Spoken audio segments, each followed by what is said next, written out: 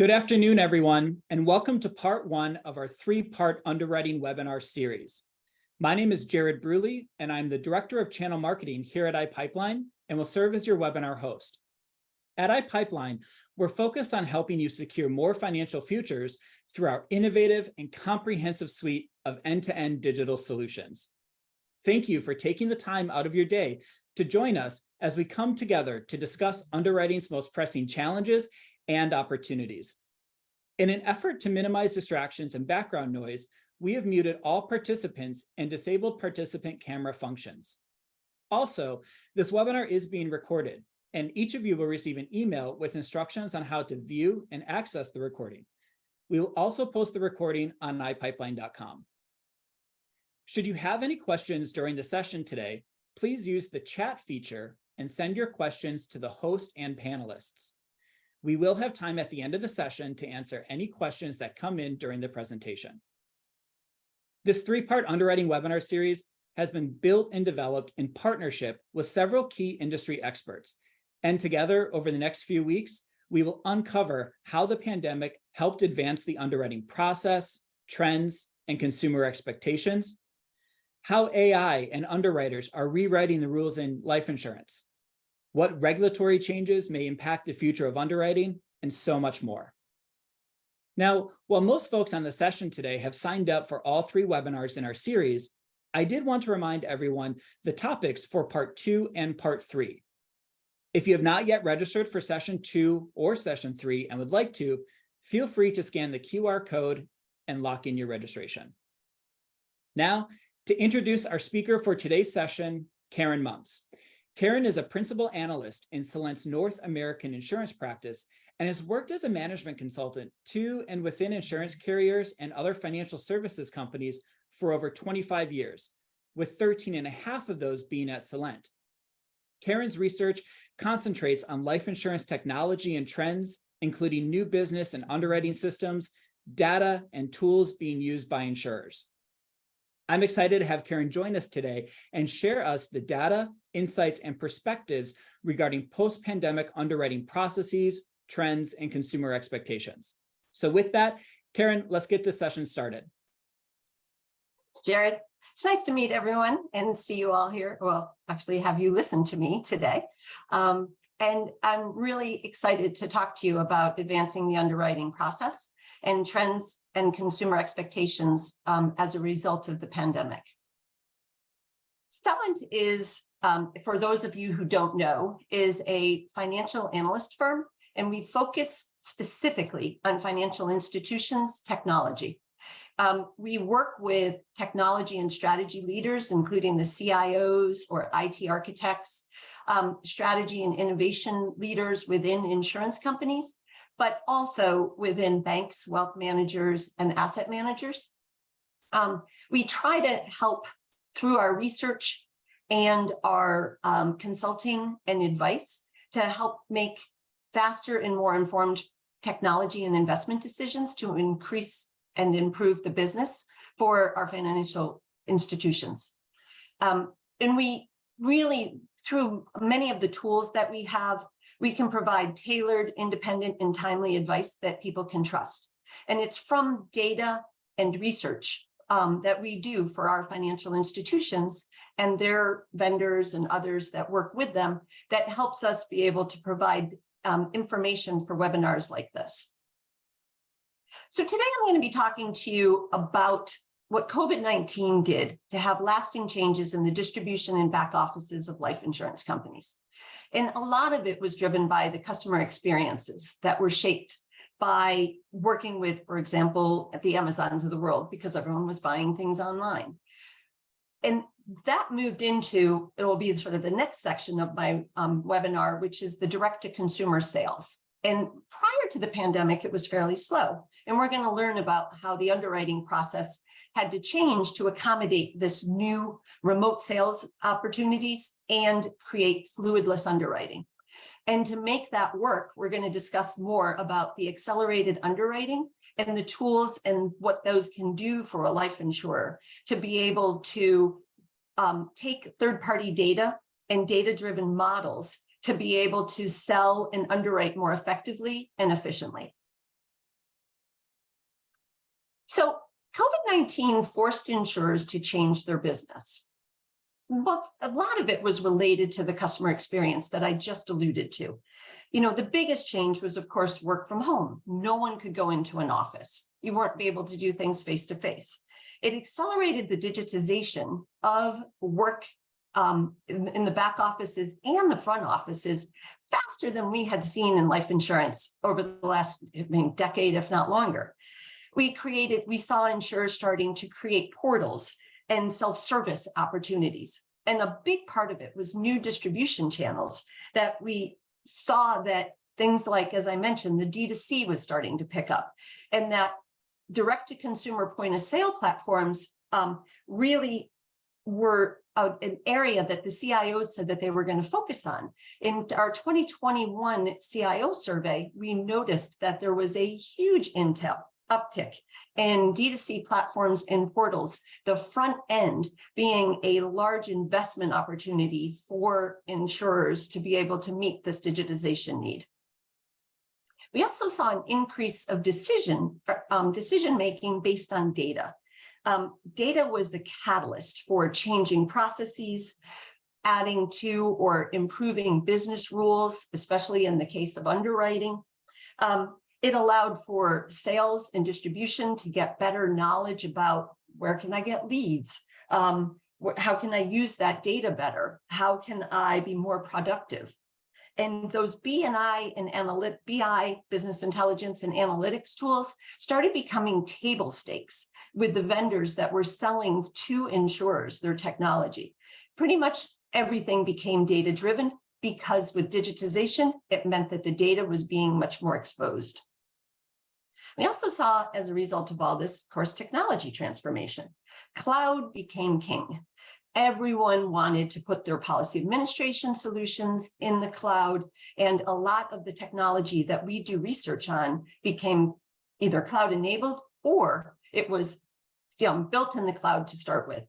And as well, in order to make all that work, the APIs became much more the norm in integrations, and services became a key word for making sure that you could integrate the front end to the back end and calling services when you need them and getting the data that you needed to move around as needed.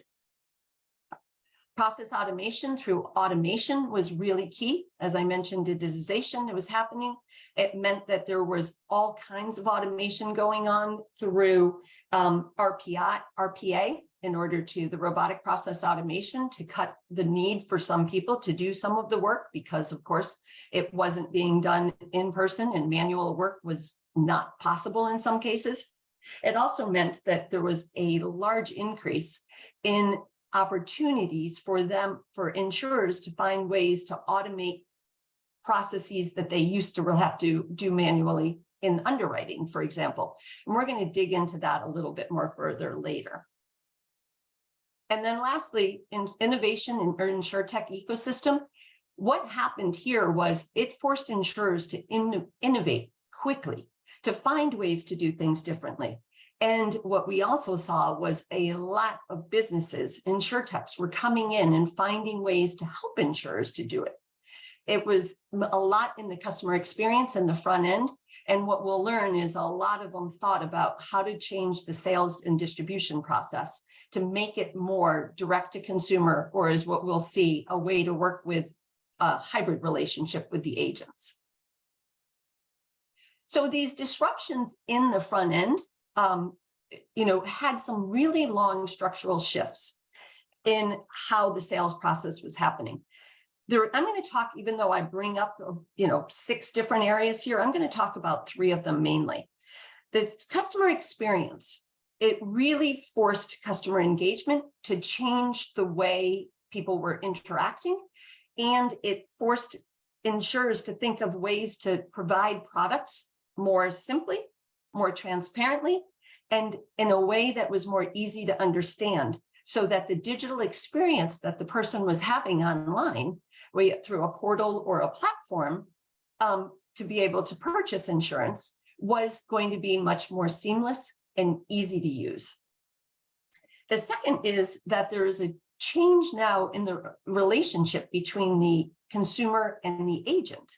Whereas the agent used to perhaps sit across the kitchen table. Now that wasn't possible. So they needed to come up with ways for when a person needed to be able to talk to an agent, they'd have a relationship virtually or via the platform, being able to do things in a hybrid manner, perhaps start an application and then move to a co-browsing situation. That gave those ability to work in the virtual selling opportunity, much like what maybe you would see in a retail, where you have a question, a chat could pop up. So things like that started happening. And then the last was the data-driven underwriting. This acceleration of non-medical underwriting became necessary because in many cases, in-person medical exams or fluid taking of blood and urine became impossible. And the fluidless underwriting has now taken hold, and the use of data through underwriting rules engines and gathering an increase of third-party data to be able to evaluate risk in a fluidless manner has become more of the norm. All of these had really made these changes in the sales process that we're seeing sticking around for the long term. And again, it changed as well customer experiences, not only across sales that we talked to, in that people were trying to get to know their customer better, going where the customers are and offering digital sales help when they need it. But it really did have this major change in the quote and underwriting automation. These now digital platforms were allowing for electronic applications and requirements gathering, data-driven underwriting, as I mentioned. It allowed for increased identity verification through, if it wasn't 2, perhaps 3-factor authentication. And it also allowed for document exchange and signing. That increase of e-delivery and e-signature was really important during this time because, again, someone couldn't go to the door and hand off a policy. But this straight through process with quote and underwriting really required life insurers to define new ways and sophisticated data-driven underwriting rules and pricing strategies to allow for a larger proportion of their cases to go straight through. That meant they had to think about new modeling opportunities and such. It is a big change, but we see long-term changes, those changes being more long-term and staying within the life insurance companies. The last part was in the servicing and retention. While not a full part of this webinar, I do want to talk about the fact that the increase in the use of self-service, allowing people to do more on the portals, allowed for an increase in the interactions with consumers post-issue, and their relationships became more through digital devices and networks, whereas in the past, maybe they were through a call center or only through the agent. And in all of these, we believe that these changes that COVID brought allowed for a way of using data better and using technology better to service clients and find cross and upsell opportunities. This D2C movement that I mentioned was really interesting because Celent really saw an uptick in the number of digital agencies and digital insurers that came to be during COVID. Some of them had started just before, but then you saw a plethora of new players in this market. They came with compelling value propositions. They improved the experience of the policy or the applicant to become a policyholder. Things became more easy to create, to work through an application. They were more like a tax, when you fill out your taxes with the TurboTax, instead of the long form applications that we used to fill, that people might be used to filling out. They differentiated the distribution model, and the integration with the traditional channels and the direct channels became complementary instead of having channel conflict. And they really worked on the pricing and underwriting. in order to underwrite more quickly, using tools and using data, and pricing accurately because of making sure that they had the right risk covered by the data they were collecting. And again, the data became really important, and the analytics was driving the pricing. But while all that happened, what Celent also noticed, and through a survey by our parent company, Oliver Wyman, we saw that D2C was great for parts of COVID. However, the agent is still king. And when you got to a larger face value and when you had questions, most people, about 2/3 of what it says here, of applicants who were considering taking out or modifying a life insurance or long-term care insurance policy said, how would you like to get your information, or how would you like to work with someone? Only about 35% said they would do it online with a no agent, just a digital insurer or a digital agency. But the other 65% said that they were going to either get it from their employer or most of them through an agent. And on the right-hand side, you see that they really want to work multi-channel or perhaps be in person. Again, only 30% thought that if they were going to modify a product, they were going to work through digital channels only. So it became really important that that the agent technology start working to meet what they were doing with D2C. And Celent's starting to do a lot more research on this area now. But what I think is really important is if you think about why the agent is still king, D2C is great for smaller, for perhaps face values. The face values of D2C, we've learned somewhere hover around maybe 72 to 75,000 per policy. When you have something like the average funeral cost being $7,000 or $8,000, perhaps up to 12, depending on what you need, or a D2C term or final expense policy makes complete sense if you're not thinking about the full life cycle of what you need covered. But if you need a mortgage covered, you need colleges covered, and you want something to be left for your family, you're going to want to know, what should I be buying? When it's an agent-driven policy, the average face goes upwards to $450. And that's a huge difference. So it really does make a difference to be able to handle the D2C when it's necessary, but also be able to know how to work with the life insurance agents when they need the technology as well. So no matter who that channel is, whether it's an agent or broker, an MGA, a direct-to-consumer, what's going to be necessary to have touchless customer experience in underwriting a policy is a mix of data, technology, and analytics. The data sources from the past, which we consider the first to third generation of underwriting, include the things that most likely everyone uses: e-apps, MVRs, labs, APSs. But when you move into being more digital, you're going to want to move into the fourth and fifth generation of underwriting, which is taking EHRs, the medical records, the electronic health records, social media data when it's relevant and you can prove it's that person, claims experience data, perhaps even wearables like the watches for tracking diabetes in your blood counts. Wellness for financial and health can be part of that data, understanding more about what that person needs, as well as perhaps the future genetic data.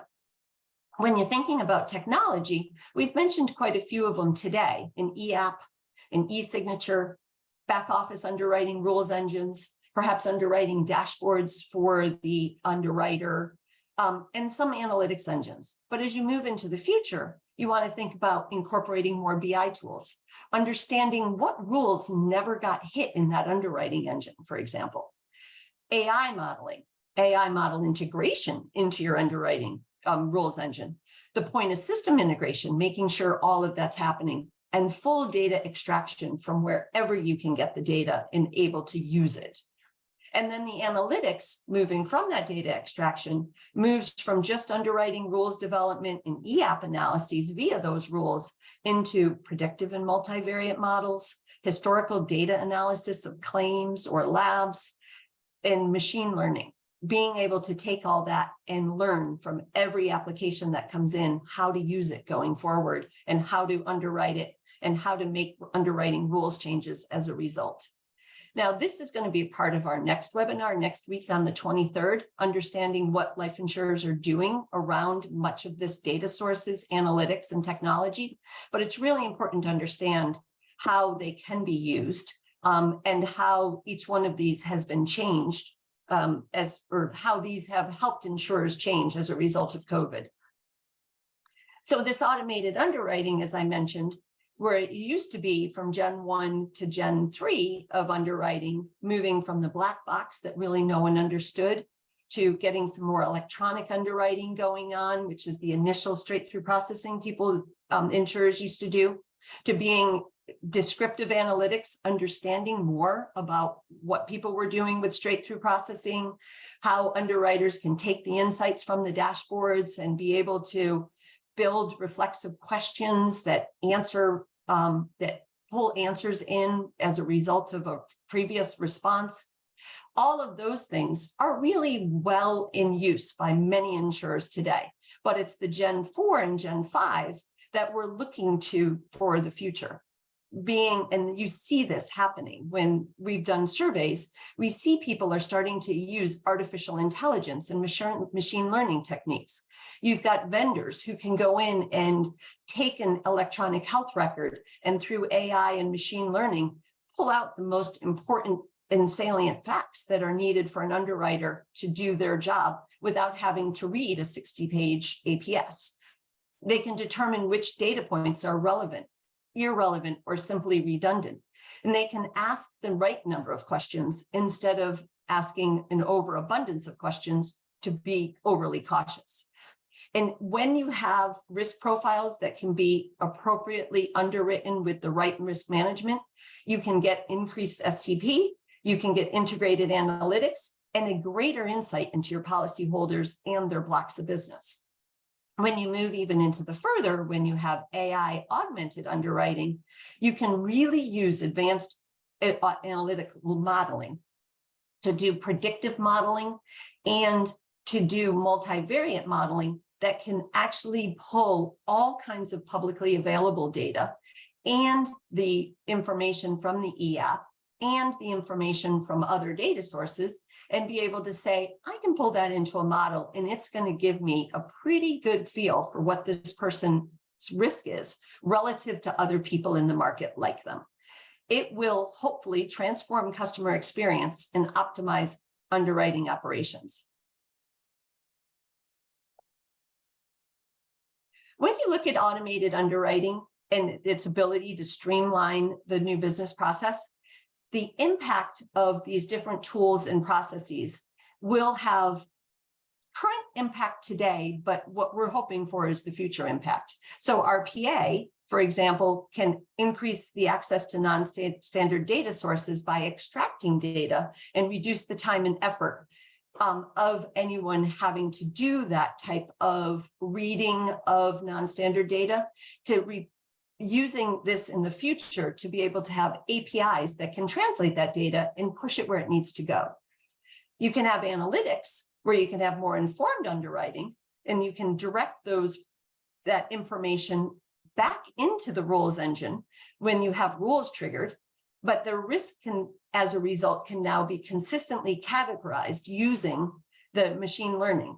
And when you put AI along with analytics and RPI, then you hope that the models built using machine learning can take the experience of the existing cases to consistently predict risk and then either enhance manual underwriting for high face value cases and reduce the need for underwriting on low face value cases and get to a point where a greater percentage of your applications can be underwritten without the need for an underwriter. And those underwriters can go to better and more high value tasks. the full stack insurtech startups are going to rely on this automated underwriting to speed their processing and win market share. And when you think about all of what I just said, if you are using less manual processes and you're relying on automation, you're relying on data and digitization, it only makes sense, I should say, that you're going to reduce the overall time it takes to underwrite policies. You're going to reduce the costs. You're going to improve customer satisfaction, and in the end, improve conversion. With a survey that we did associated with new business and underwriting solutions that we evaluated at the end of 2022, we asked all of their customers from the vendors who provided us data. We asked them customer feedback survey, and in it, we asked them about some key metrics. And what's really interesting is for those that were using automated underwriting solutions and some data to be able to reduce their need for manual underwriting, we saw from a cycle time reduction from a high of 90%, that they really reduced their cycle time by 90%. To only 1%, but these are people who were still implementing their solution. But the average was a 42% reduction in cycle time. And when it came to costs for FTE reductions, the high was a 70% reduction with an average of 25%. So you can see that there are benefits associated with using the automated underwriting solutions and the data to do the work. It doesn't mean that you shouldn't consider the challenges, though. We mentioned a lot of the benefits: the customer experience, greater effectiveness, lower costs, greater consistency, better transparency, greater knowledge. But with those is the challenge of making sure that when you are transparent, you can explain it, that you openly prove the validity and soundness of the models and the underwriting approaches to regulators and to people, to make sure that there's no biases, for example, that you now have data management issues. Do you have the right people? Do you have what you're using approved by regulators? And is the model that you're using the right model? Because you have to have trade-offs between the effectiveness and the performance of that model and the complexity and explainability of it, as well as the risk and the regulatory balance. If you integrate all these components, can you integrate them properly through the APIs? And you want to make sure that you have the underwriting engine, the e-app, and the policy admin all well integrated, as well as all this third-party data that's coming in.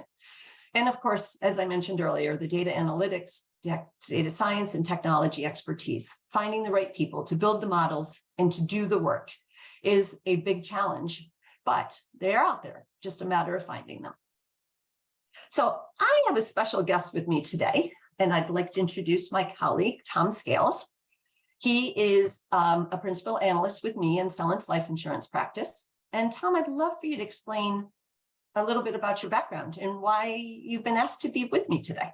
Sure, I would love to do that, Karen. Outstanding webinar. I enjoyed every minute of it. I've been in the industry for a long time. I started out on the technology side, working primarily for vendors, but then I moved into jobs that many of the folks on this call probably have had. I was with a large distributor, Crump, where I was the COO and the CIO. Then I went to a large carrier, Transamerica, and had the same role.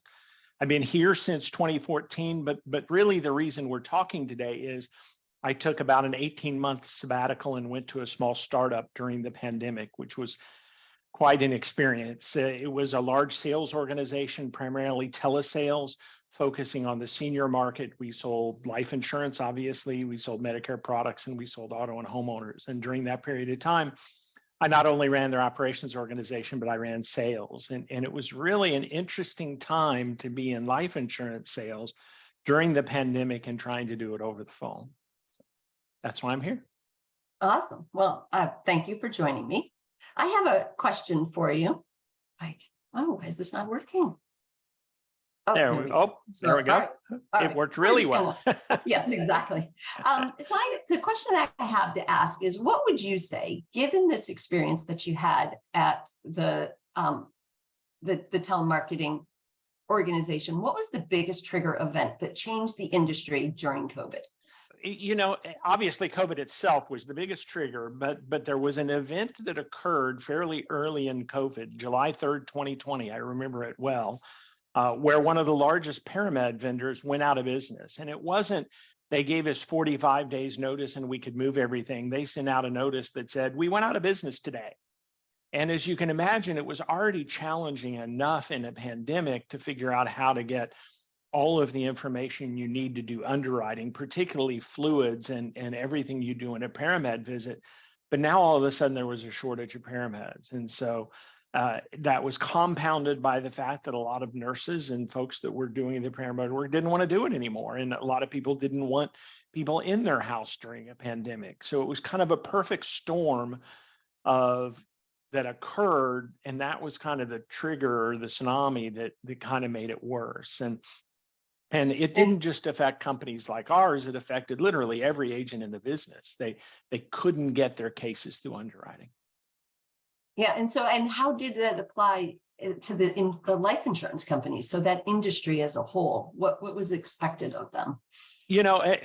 Obviously companies had been working in the fluidless world for a while, but I more than dabbling, so I won't go that far.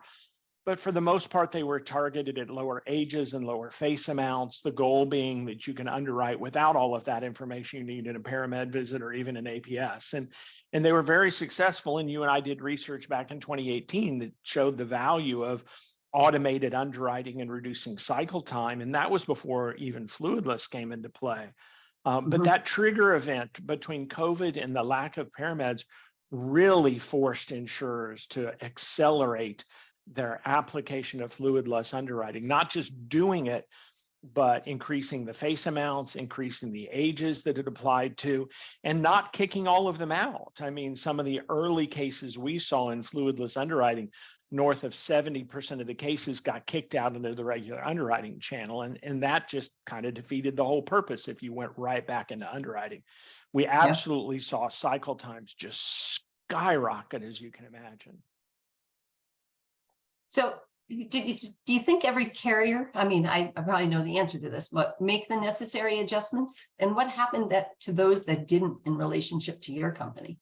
I can obviously only speak to us, but I think we were actually fairly typical. And I doubt if we were dissimilar to a feet on the street agent that was working through a BGA or an IMO. Some carriers reacted particularly well. They almost instantly changed their underwriting criteria, although most carriers like to maintain that they didn't, because they didn't want people to disintermediate them. But the reality is that some of the carriers did, particularly those that already had a fluidless program. What they did was they opened up the boundaries. They raised it large to higher ages. They raised the face amounts, and now we're seeing $2 and even $3 million cases going through fluidless underwriting. So it's kind of stuck. Some of them didn't, and we shifted to a different model where we actually looked at cycle time. That was a huge measure, and we would tell the customer, because we're selling primarily term insurance, and so you can imagine that's a very price sensitive product. But we would tell the customer, okay, here's the deal, here's the cheapest product, but that one's going to take months because they're not very fast during underwriting, and someone's going to come to your house. And so this one's a little bit more a month, but they will at least try to do fluidless underwriting. We were very careful not to promise that they would get that, because who knows, they would discover something that would kick them out. So we were careful in our wording and in our explanation. But almost everybody picked the company that didn't require them to invite someone into their home. Surprise, there's a pandemic. It was a good answer to that question. And so it was interesting, though, because we went from being a price wins every time to more of a consultative conversation with the customer. And remember, this is the senior market over the phone. So these were folks that were requiring a lot of coaching and advising on what they needed and how they would accomplish that. And the senior market, let me tell you, they were the strongest at not wanting somebody into their home. So fluidless was pretty magical at that point. So now that you're back to being an analyst, and we love having Tom back with us, I will tell you that, how have you seen the industry evolve? I'm so glad to be back and working with you and others on the team. But, we've had this conversation and it's kind of interesting. We saw this huge bump of direct to consumer, whether it be telemarketing or even buying on the website of carriers or aggregators during the pandemic. And you kind of thought that maybe this was the big shift. We've been talking about it for ever since the internet was invented, that gosh, we're going to see life insurance sales sold on the internet. And while there is a small single digit percentage that are, most sales prior to the pandemic were agents face to face with their customer. And so we saw a shift during the pandemic. What kind of surprised me was that we shifted right back. Now that we're past the pandemic to more of an endemic, where an agent coming into your home or you meeting them at their office is kind of back to normal process and procedure now, that bubble of direct consumer has burst, and we're back to it being low single digits again. And in fact, most of the telemarketing companies have shifted from fully underwritten to SI and GI products because they're easier to sell over the phone. And so we're just kind of shifted back to 2018, 2019, although fluidless is here to stay. Agents are demanding cycle times that are shorter and not necessarily instantaneous or even same day. But our research showed that automated underwriting alone, as I recall, dropped the average cycle time from something like 38 days to under 14. Fluidless dropped it into the single digits. Well, that's game changing for our industry. Yeah. What future technology excites you in regards to underwriting? We've talked a lot about that, the fourth and fifth generation. Where do you see all that going? It's really fascinating. There's so many places where this could go. Getting access to your medical records, electronic health records, electronics claims data. We've seen that trickle into the industry over the last few years, so we know more about you before we start. But this is an industry that we know everything about our customers and we don't leverage it very well. So leveraging that data for cross-selling in the future. But for underwriting specifically, I'm excited about generative AI. What everybody knows is ChatGPT. That's one implementation of a large language model. And sure, it's fun to sit down and ask it questions and it'll write you this nice little report. But think about what it can do in reading an APS or reading a benefit statement. There's a vendor that we work with that already has a product on the market that will go out there and read all the legalese of your group insurance product and let you ask questions against it using a large language model, using generative AI. And we're starting to really see it in customer service. So inward facing generative AI as opposed to customer facing first. And I really think that's where it's going to go. But think about the benefits of a new customer service rep on the phone. They may even be new to insurance. They've gone through the training and it's taken weeks and they've learned so much and they have their little sticky notes all over their monitor. But if they can, in English language on their second monitor, ask a lot of questions and get that information back in a way that they can take back to the consumer and have a confidence level in it. And I'm not talking about ChatGPT that's reading the entire internet. I'm talking about a large language model that a carrier or a vendor has created. So I'm just really excited. I'm really excited about the future of generative AI. But it's an interesting one, and Celent is actually having a generative AI seminar coming up in Chicago, and it's so popular. It's across both P&C and life, but we're really excited to talk about underwriting and see what's going to be happening in the life insurance space during that. So, I want to thank you, Tom, and I want to thank everyone. We have a question. We have a question. We do have questions. And this one I can actually answer. So the question is, I'll read it for everybody. You mentioned wearables as an evidence gatherer. How do you see the consumer agreeing to insurance company getting and using their data? It seems to me there will be heavy resistance. And that hasn't proven to be true. If you look at Vitality, which has been out in the market since 1999, if you look, Hancock has offered it in the US since 2015. There's other vendors in the space doing it. Consumers are actually surprisingly willing to share that information. And the way I described it, even back when it was first introduced, came down to more, that's not data that anybody could do anything with. The fact that you stole my data that I walked 11,000 steps today is not going to let you open a credit card. And so, and the users of that technology tend to be younger, and frankly, they're much more open about sharing information particularly for discounts. And so far, while it has not taken off in our industry to use the behavioral underwriting as much as I thought it would, there has not been the resistance that frankly we probably would have expected. What do you think, Karen? Oh, I would agree. And actually, in the next webinar next week, we're going to have some data points about wearables. Fantastic. And while it hasn't been, as Tom said, taken off in the use of it, Celent definitely has some research where we've done in the past with the willingness to share that data. And Tom is entirely right that the younger generation is more often willing to share that data as long as they get something back in return, a quid pro quo.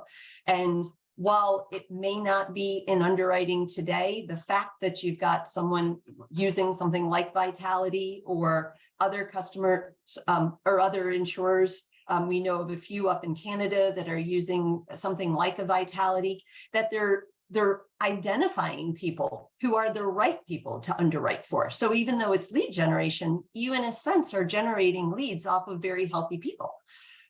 So it becomes now indirectly working you towards the right people to underwrite and the right cohort you want to have risk in your pool. So I think it's inevitable that it'll happen. It's just a matter of, it probably within the next 5 years. I'm not going to hold that true, but I think it's going to happen. It is interesting, and I had personal experience with this with the company that I worked with over the pandemic, because as I mentioned, we targeted the senior, but we specifically targeted the health conscious senior. And we actually had discounts on life insurance, Medicare supplement products, and even auto products for healthy seniors. And we did require you to provide some level of information and proof that you were, and all we really required was you had to walk 3 times a week, 20 minutes. That's all we required. And you could get pretty significant discounts because we could show direct correlations in the health of a senior based on that. The most interesting one was auto insurance. You wouldn't think that there would be any correlation associated with a health conscious senior to auto insurance, but we actually had empirical data that showed that a health conscious senior, and we could measure that during the process, the application process, had lower claims data. And so we had carriers that specifically built us products for auto, life, and homeowners. So I think it's very exciting. I think it's really interesting. I do too. I don't have access to the questions right now. Oh, I do. So what else? Is there another? Yep. A lot of doctors are starting to use the data from wearables. It is saving the consumer money because they don't need to order a test and charge their insurance. That's someone just giving an example of how it's being used. And that's absolutely true. We are seeing a lot of doctors doing that. And the wearables are getting smarter and smarter and smarter. They can take blood pressure now. That we've all seen the news reports of cases where someone didn't know they were having a heart attack and their watch told them they were, and it saved their life. And so I think it's fascinating. My watch will tell me an awful lot of things, and I should wear it more often. Well, and I think as well is like when it becomes that it can read, like I said, your diabetes, that's a wearable, when someone can take their diabetes scores and be able to present to the insurance company, be it a health or a life insurer, that I am keeping my insulin at the right levels and I'm monitoring it. That's invaluable information.